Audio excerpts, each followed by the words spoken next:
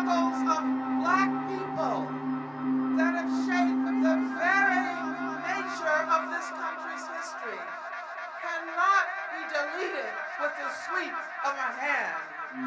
We cannot be made to forget that Black lives do matter.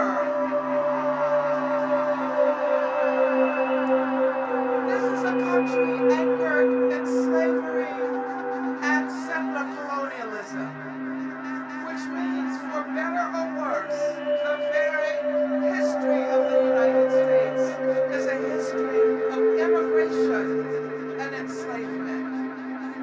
Spreading xenophobia, hurling accusations of murder and rape, and building walls will not erase history.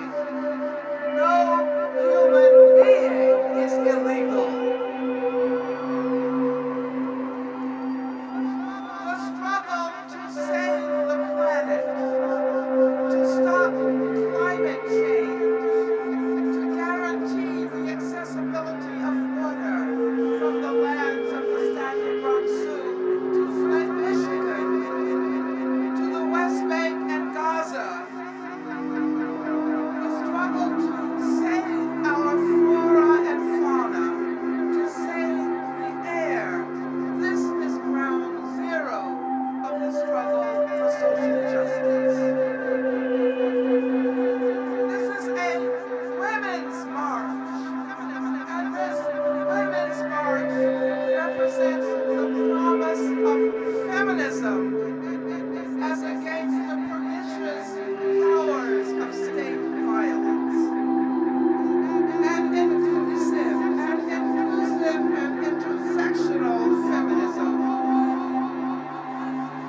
And inclusive and intersectional feminism that calls upon all of us to join the resistance to racism, to Islamophobia, to anti-Semitism, to misogyny, to capitalist exploitation.